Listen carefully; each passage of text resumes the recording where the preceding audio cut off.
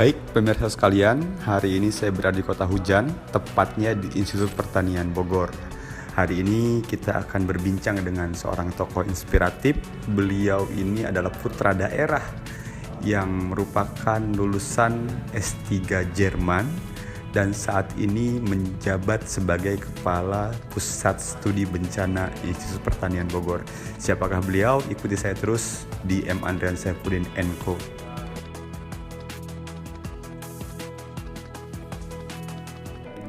Selamat sore, Prof. Selamat sore. Sehat? Alhamdulillah. Sehat. Ini yang harus jadi syarat pertama itu ya sehat. Betul. Supaya kita bisa beraktivitas, termasuk ya wawancara ini. Iya, betul. Diskusi kita. Baik, Prof. Sebagai seorang akademisi, tentu kan perjalanan karir itu cukup panjang lah, Prof. Iya. Saya mengetahui bahwasannya Prof ini lahir besar di Lampung, kemudian melanjutkan studi di IPB dan akhirnya menamatkan S3 di Jerman. Boleh diceritakan sedikit, Prof? Ya. Jadi saya masuk IPB ini tahun 95 ya. 95. 95. Waktu itu boleh dibilang transportasi masih cukup terbatas. Betul. Ya. Satu-satunya kendaraan yang bisa kita jadikan tumpangan tanda kutip untuk sampai ke Bogor ya bis. Bis saja masih harus stop beberapa kali sampai tuker bis di Raja Basa, mungkin masih ingat ya? Iya, betul. Terminal Raja Basa yang sangat terkenal dengan ahli-ahli segala ahli yang di sini. Betul. Nanti lanjut lagi Bakau, terus naik kapal sampai Merak lagi, naik lagi Pulau Gadung nanti nyampe Bogor. Jadi memang perjalanan naik turun kemudian nyambung ya lamanya di sana. Betul. Ya, dan itu hikmahnya ya kita berjuang itu jangan ada batas waktu, tenaga ya, dan segala sesuatu itu ya harus dijalani dengan bukan masalah sabar atau tidak sabar, tapi memang harus jadi seorang fighter. Betul. Dan kata pertama yang harus kita ingat, kita ini merantau. Merantau itu salah satu tujuannya adalah sukses. Sukses dalam arti kata tidak mengecewakan orang tua, keluarga, Betul. tetangga, lingkungan. Karena setelah itu yang akan muncul itu adalah rasa kebanggaan.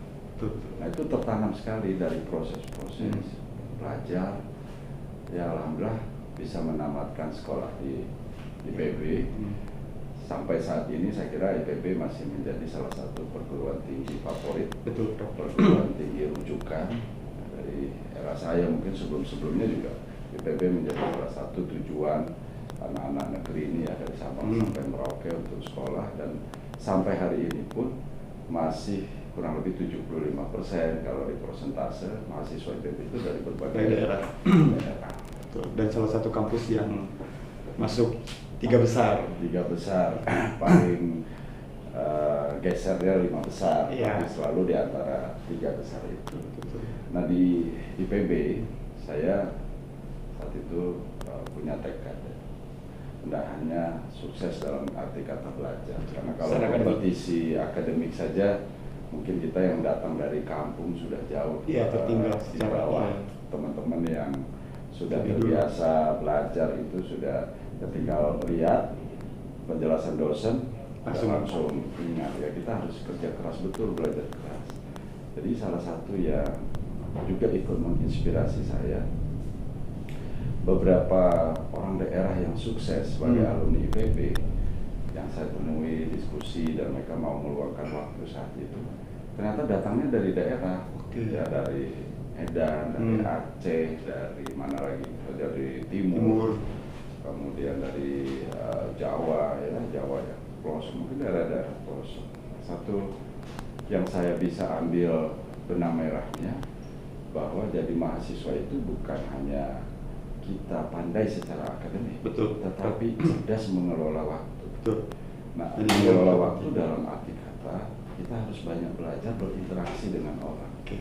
Salah satu wadahnya itu ya berorganisasi. Begitu masuk dari semester 1, saya langsung mendeklarasikan diri untuk diri saya sendiri ya, bahwa saya harus terjun di organisasi. Ya pada akhirnya ini bukan doa. Kalau saya sampaikan ke beberapa teman saya saat itu, kalau saya kalah dalam akademik, ya tidak bisa mencapai IPK 4,0, tapi saya IPK organisasi saya bisa 4,0. Pasti. Sebagai seorang aktivis ya.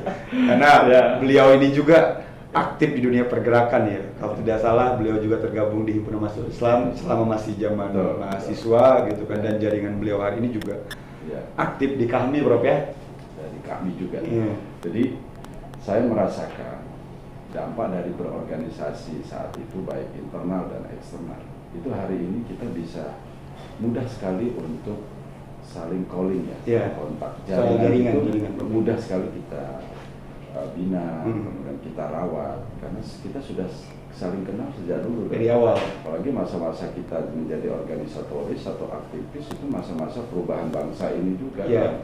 Alhamdulillah saya ada di saat-saat itu. Momen-momen 98. Momen tahun 98 dan bukan hanya sekedar follower tapi ikut menggerakkan. Jadi mau dibilang aktor ini agak-agak ekstrim ya.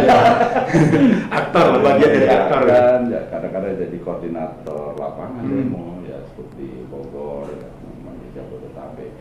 Dan saya boleh dibilang puas lah untuk diri saya karena di internal kampus pernah mencapai posisi tinggi, ya punya jadi ketua BEM, kemudian perubahan dari Senat Mahasiswa saat itu menjadi BEM, saya ikut banyak terlibat di dalamnya. Kemudian kalau boleh dibilang saya mengklaim ya, sombong begitu, tapi bagaimana pergerakan mahasiswa terutama di IPB dan Bogor saat itu, saya ikut menjadi bidangnya, bidang pergerakan mahasiswa di Bogor. Hanya memang saya ingin membatasi setelah lulus, ya ingin terjun mengabdinya di bidang bukan di politik dulu.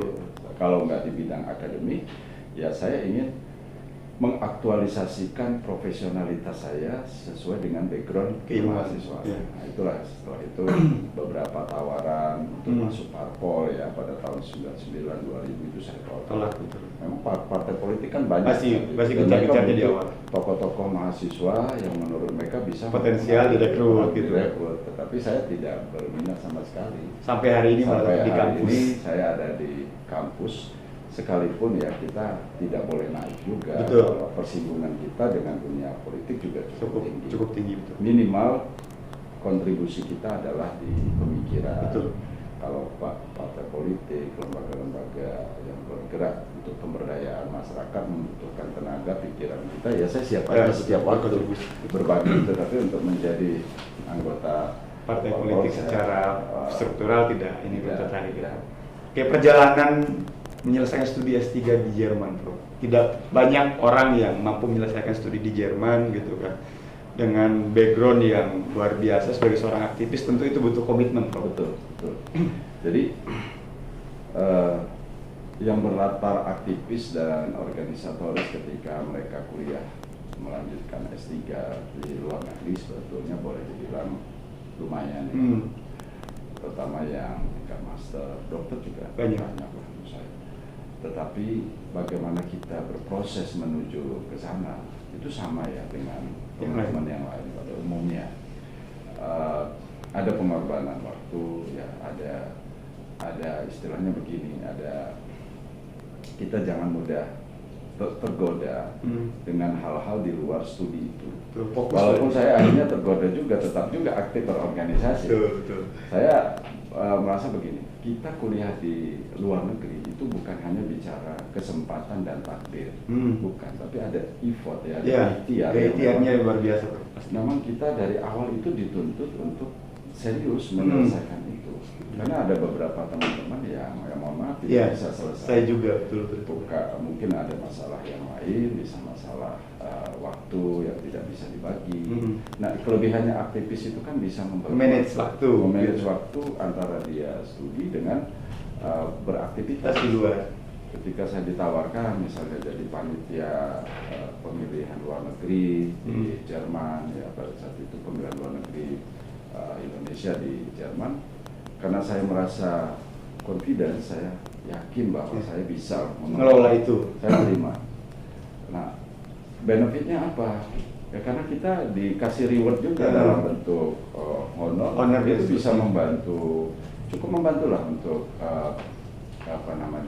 biaya studi di Jerman. Ya, kemudian juga kita bisa jalan-jalan gratis keliling betul.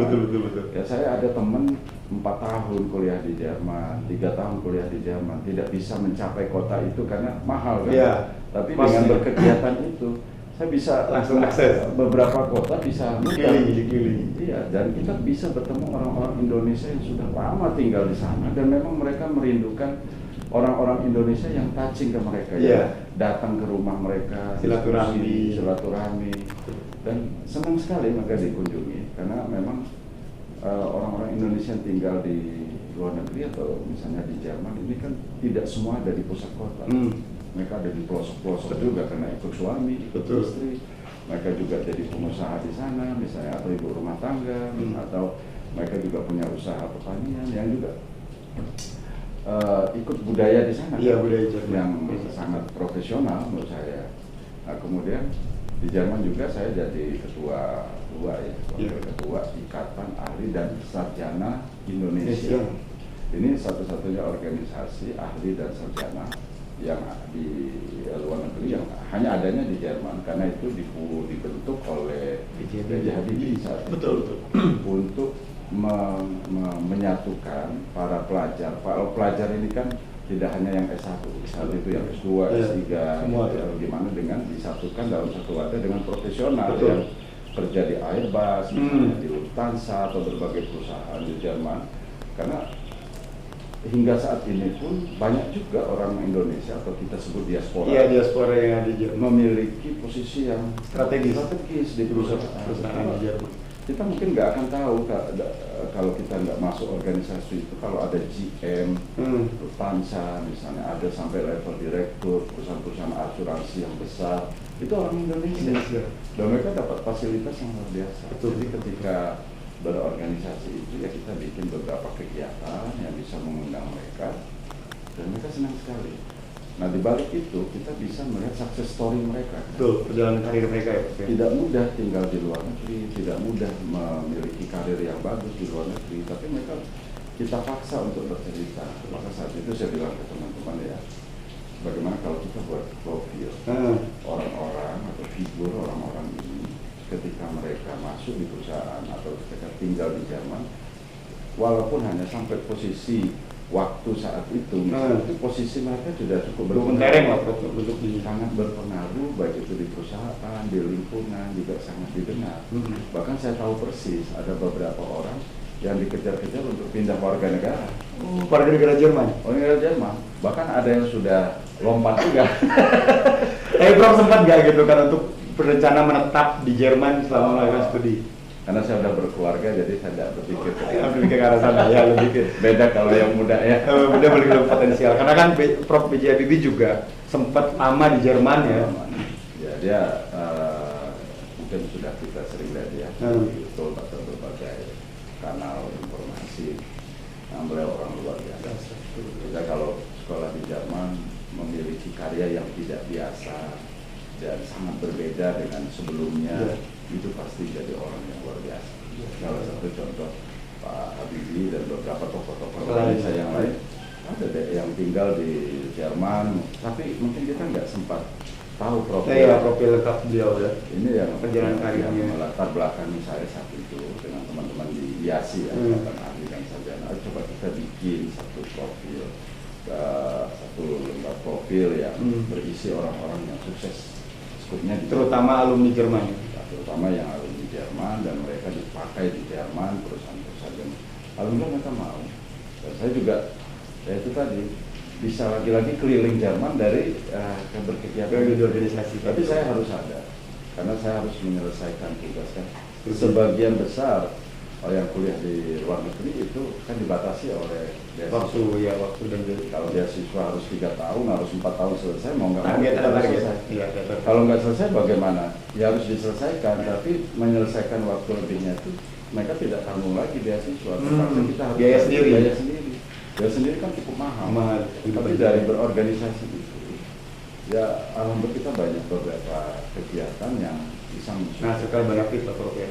Profesor saya tahu saya banyak sibuk, tetapi begitu juga karena di Jerman ini kan terkenal namanya istilahnya Profesor Vater. Jadi profesor layak berasa seperti orang tua ayah kita sendiri, dan mereka memang memperlakukan diri mereka untuk mahasiswa mereka yang mereka terima dari bimbingan mereka itu seperti anak sendiri. Jadi dari awal dia sudah bilang nggak usah baper ya kalau saya harus marah sampai dalam hati kamu ini sampai nanya anakmu sudah keluarga seperti apa, istrimu sudah seperti apa, kenyamanan kamu kayak ini, karena saya harus bertanggung jawab mendampingi kamu sampai selesai studi. Kamu datang ke sini tujuannya mau kuliah S3, pulang harus punya selesai. Waktu itu saya agak ada sempat sedikit lebih juga ya waktu seperti ini saya disertasi sudah selesai. Tapi karena waktu studi saya sudah habis bulan depan, seperti saya serahkan dulu. Kapan saya punya uang, saya balik lagi. Saya bilang, setahun ke depan saya balik lagi untuk ujian. Yang jelas disertasinya udah saya selesaikan. Terus saya bilang, wah saya nggak mau. Harus banyak kejadian yang seperti itu. Mereka nggak ada kabar. Jerman alasan nggak ada duit. Jadi lama selesainya. Jadi udah kamu tinggal butuh berapa lama lagi, nanti kita cari jalan keluar. Saking supportnya, supportnya. Jadi saya maunya lihat kamu pulang bergelar, menginjak tanah airmu lagi sudah dapat gelar dokter. Yang pertama, yang kedua dia tantang lagi, kamu ini mau gelar dokter saja atau ada embel-embel Jerman, Bernard, kita Habibie kan dokter Ing, Paul dan lain-lain kan, begitu kan Jerman, terus ada atau mau PhD, gitu. Tapi semua ini ada syaratnya. Ini. Kalau saya orangnya kalau sudah basah saya mandi langsung sekalian terjun. Pengen ada yang belajar, ya sudah ada syarat-syarat ini ya, kamu harus ikut disambut sudah. Tapi itu sudah di Jerman.